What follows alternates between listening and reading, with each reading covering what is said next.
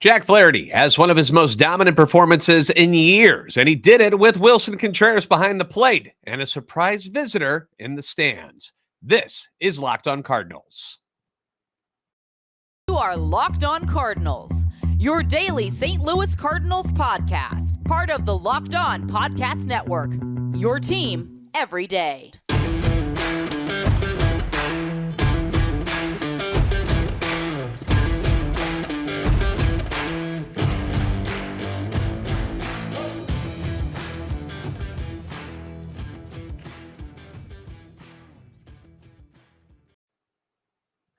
Hey there, Cardinals fans. I'm JD Haffern, and I'm a national radio sports anchor born and raised in the Lou and a lifetime Cardinals fan. And I'm your host for Locked On Cardinals, part of the Locked On Podcast Network, your team every day.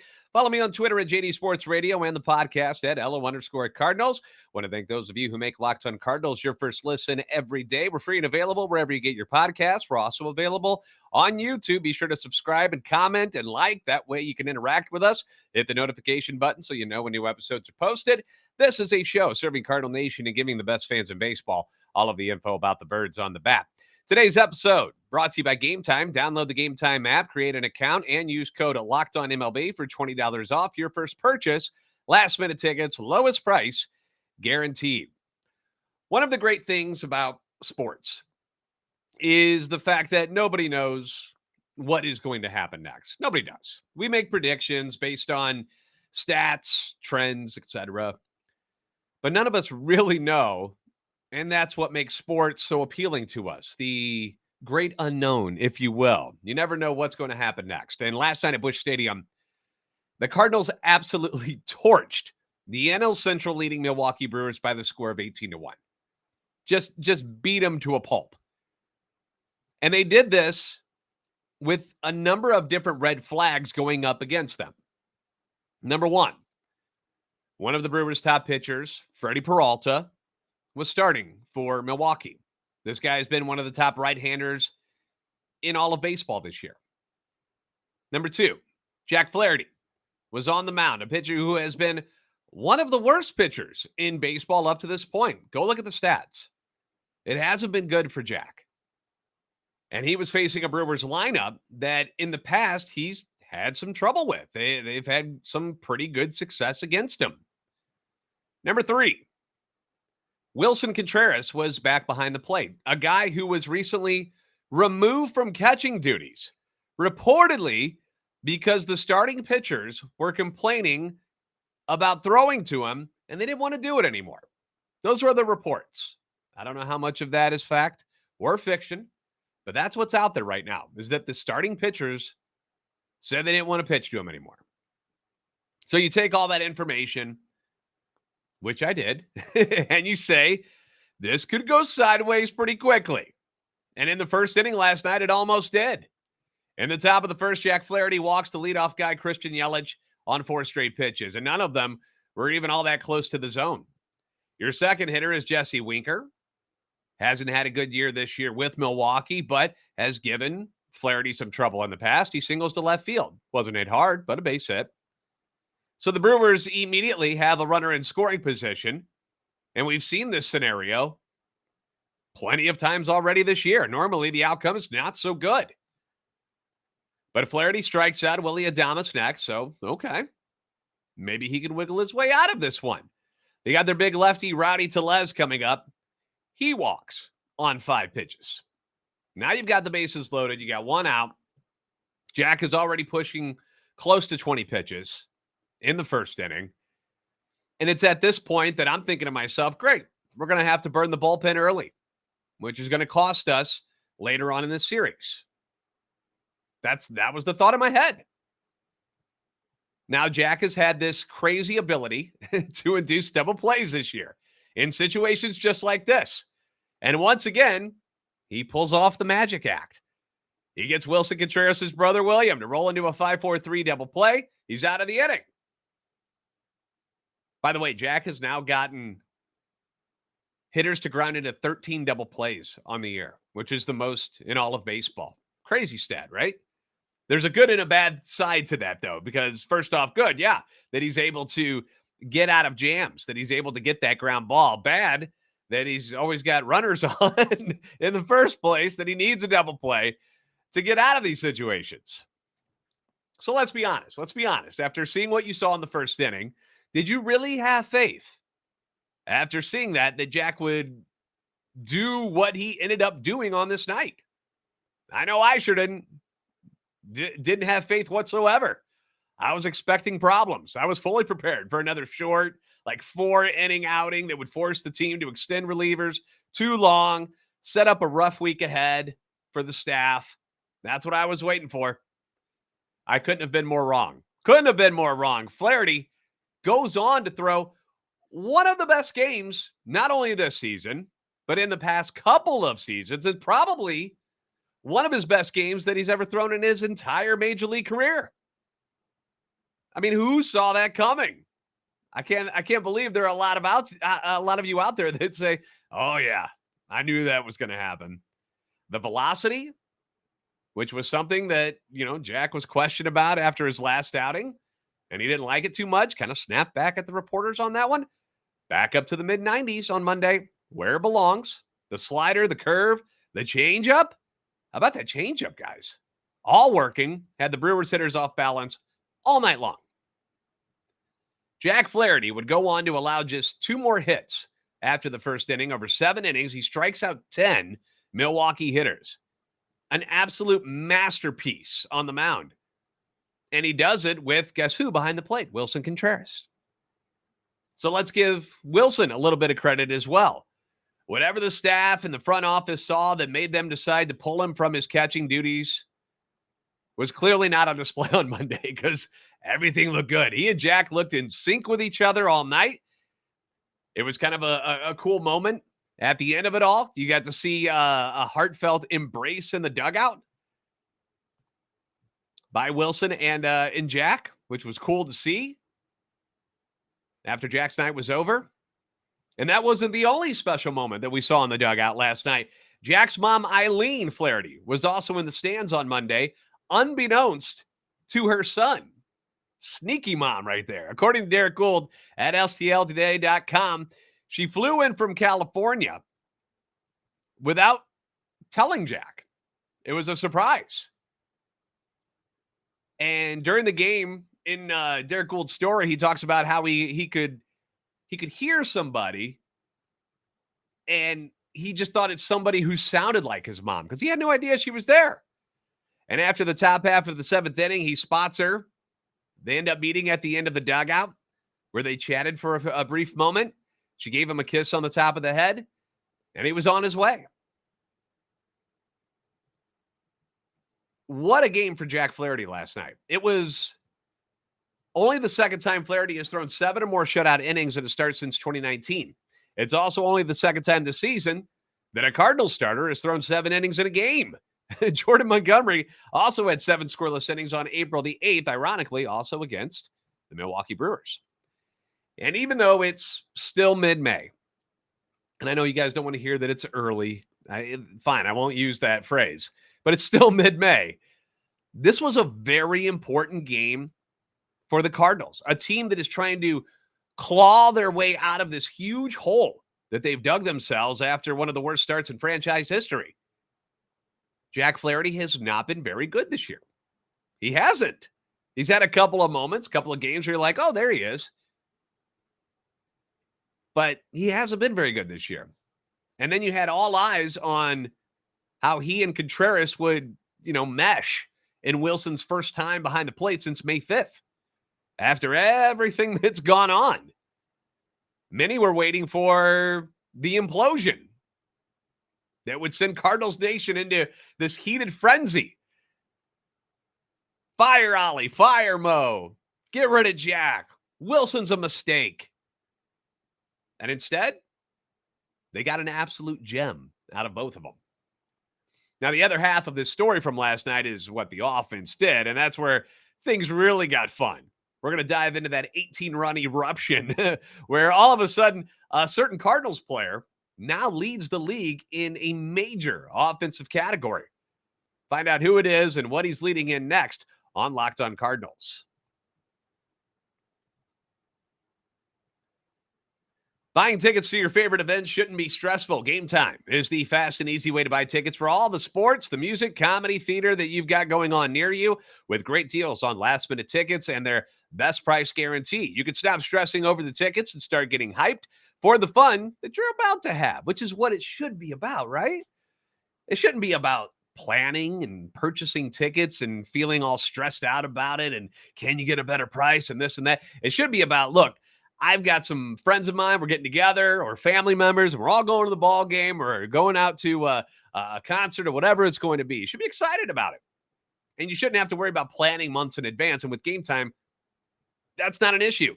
They've got deals on tickets right up to the day of the event with exclusive flash deals on tickets for all your favorite sporting events: football, basketball, baseball, like I mentioned, concerts, comedy shows, whatever it may be that you're interested in, you want to go see, Gametime's got you.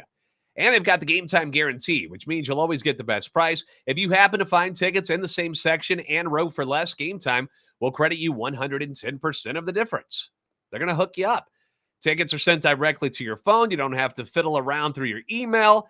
Snag the tickets without the stress, and you can do it with Gametime. Just download the Gametime app, create an account, and use code LOCKEDONMLB for $20 off your first purchase. Terms apply. Again, create an account, redeem the code. It's LOCKEDONMLB for $20 off.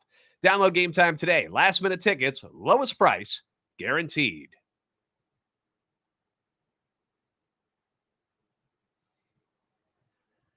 The Cardinals back home to face the Brewers again tonight. You can catch every pitch of the Cardinals hometown broadcast with Sirius XM on the SXM app. Just search Cardinals. I want to thank my everydayers for stopping in. Thanks for making Locked On Cardinals your first listen every single day. Last night was just a lot of fun to watch for Cardinals fans. I mean, it was miserable for Brewers fans, I'm sure. But we talk about the pitching side of things. Jack Flaherty, amazing. Willson Contreras, catching-wise, amazing. But the offense, man, the offense. After escaping the top of the first inning without allowing a run, the Cardinals went to work quickly on Brewers starter Freddie Peralta. And again, Peralta came into this game, and he's been one of the best right-handed pitchers in baseball this year. And he pitched well against the Cardinals earlier in the season when he allowed one run over 6 innings while punching out 7. That was back on April 9th. So granted, the Cardinals had seen him once before, but at the same time, Freddie has seen them. So they both know a little bit more about each other. But this isn't the same Cardinals lineup. And I don't mean the names on the back of the jerseys. I mean, this lineup right now is different. It's got confidence. It believes in itself again. Lars Nootbaar starts it off, and he does what he does best. And not stick his tongue out. It's work the count and draw a walk. Newt sees 8 pitches in the at-bat after falling behind 1-2. An extraordinary job of making a pitcher work, fouling off tough pitches, and then getting on base. And after coming back from injury, I immediately wanted Lars Nootbaar back in the top of the lineup. I pleaded for it. I was like, yes. He was the leadoff hitter for Team Japan who just won the World Baseball Classic. Why is he not hitting leadoff for the Cardinals? What are we doing with Brendan Donovan still up there at the top of the lineup who isn't drawing walks and isn't getting on base?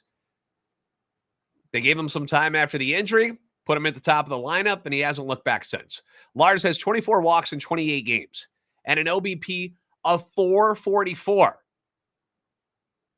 Now, he doesn't qualify for the league lead yet, but if he did, if he had enough at-bats, Lars Nootbaar would lead Major League Baseball in on-base percentage, which is currently held by Luis Arraez in Miami at 437. That's how good Lars Nootbaar has been at the top of this order. So he gets on base. Paul Goldschmidt flies out next, but then one of the biggest surprises in baseball, Nolan Gorman steps up, hits a single to right field, which brings up Nolan Arenado. I should say, I should re-describe Nolan Arenado. He is the white-hot Nolan Arenado. I know red hot's really good. White hot, scorch the earth hot right now. Nolan Arenado, who rips the first pitch that he sees down the line in left field for a 3-run dinger. It's his 7th of the year, 4 home runs in his last 4 games. Gives the Redbirds a 3-0 lead, and they were off and running from there. The Cardinals would go on to light up Peralta for 6 runs on 6 hits over 5 1/3, while also drawing 5 walks. And you can see it in their at-bats. The confidence is there. The patience is there. They're not flailing at pitches like before when everyone was pressing, trying to be the hero to get them out of the funk that they were in to start the season. They're now, for the most part, taking smart, sound at bats. And sure, every once in a while, you're going to see a bad at bat by somebody. It just is what it is. It's baseball. But the offense is beginning to resemble what we thought it was going to be when the season started. Remember that opening series against the Toronto Blue Jays? And we're like, whoa, this lineup looks mean. It's going to do some damage this year. And then it just fell off the cliff. We don't know what happened to them. Well, now they're back. They resemble the production that we thought we were going to get. We all knew it was there. We all knew that they were good hitters. Eventually it would show up. We just didn't want to wait any longer. We all got kind of impatient. But it's here. The offense is starting to click.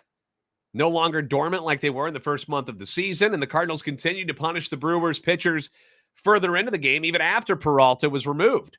And we've seen it in the past, where a team they'll get out to a decent lead and then they kind of, sit back. The aggressive at bats kind of fade away and they kind of relax the rest of the game. That is not what happened on Monday. The Cardinals saw the Brewers hemorrhaging, and instead of backing up, they stepped on their throats and laughed as they pounded out 16 hits. 4 of those were home runs. You had the Arenado one. Tommy Edman pops his 6th home run of the year. Nolan Gorman hits his 10th. And the cherry on top was Andrew Kisner's grand slam after the Brewers had already yelled uncle. They threw up the white flag. They had a position player in pitching. First guy he sees is Andrew Kisner with the bases loaded. And Kisner went Cobra Kai style on him and showed absolutely no mercy. Laces a liner over the wall in left field for his 3rd dinger of the season. It was a beautiful thing to watch. I loved it. I feel like the Cardinals are consistently the nice guy in the league. And I like that they're kind of being the jerks right now. And it was fun to watch. Every starter except Contreras and Donovan got a hit in this one. Noot gets on base 4 times. He gets on base 4 times and scores 4 times. Goldie goes 2 for 3 with 2 ribbies. Arenado 2 for 3 with 4 RBIs. DeYoung scores twice. Burleson with a hit, a run, and an RBI. Tommy Edman, your 9th hitter, 4 for 5, 2 RBIs, 4 runs scored. The 18 runs equaled the most the Cardinals have ever scored in a game at Busch Stadium 3. They beat the Braves 18-3 back on August 22nd of 2008. And how about what Nolan Gorman is doing? Nolan Gorman, last year, had some success, showed some pop, but was mostly exposed at the major league level for his inability to lay off the high heat. He wasn't able to catch up to it. The guy has done a complete 180 here in 2023.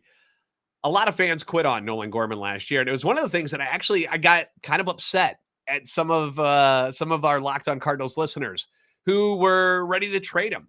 They quit on him. They gave up on him, said this guy stinks. He's going to strike out too much. He's never going to get on base. They thought he was garbage last year.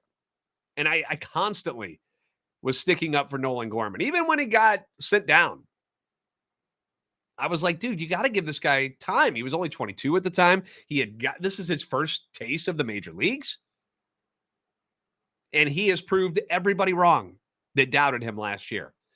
On Monday, Gorman goes 3 for 5 with his 10th home run of the year. He scores twice. He drives in 5 RBIs. Those 5 RBIs have now catapulted him into first place in the National League in that category. He's got 33 now on the season, and he's now 6th in all of baseball in RBIs. He's hitting .283 on the year. 10 home runs are now 5th in all of baseball. His OPS is at .979. That's 4th best in all of baseball. And he's now slugging .600, which is 2nd in all of baseball. Nolan Gorman right now is one of the most productive hitters in the entire league. I know people are clamoring for him to be hitting every day, even against left-handers. And look at the stats. I mean, sure. I got no problems with that. But at the same time, everything that they're doing right now is working with Nolan Gorman, So why rock the boat? I went over to his baseball savant page, on YouTube. You can check out. I got it up there on the YouTube page right now, but I'll read off some of the amazing numbers he's posting right now. I mean, check it out. Chase rate, now in the 78th percentile. Remember last year, he's chasing everything. He's all over the place. He was just swinging at anything that came at him. Not anymore. 78th percentile now. Barrel percentage, 91st percentile. Hard hit percentage, expected slugging, expected weighted on base average. All elite levels for Nolan Gorman right now. I mean, look at all that red. That's crazy. And yeah, he's going to strike out still. So what? What an incredible turnaround for a 23-year-old who at times last year just looked overmatched. The guy put in the work this offseason, changed his approach, and is now seeing the fruits of his labor flourish at the big league level. So you got to give Nolan Gorman some credit and give the coaching staff some credit that have worked with him and helped him get over the hump from last year to become the guy that he's been so far this year for the Cardinals. Now, there's another youngster that the Cardinals are hoping this kind of turnaround will happen for. Another one of their top young prospects, and that would be Mr. Jordan Walker. I'll tell you what he's been up to since going down to Memphis, and we'll preview tonight's game against Milwaukee next on Locked On Cardinals.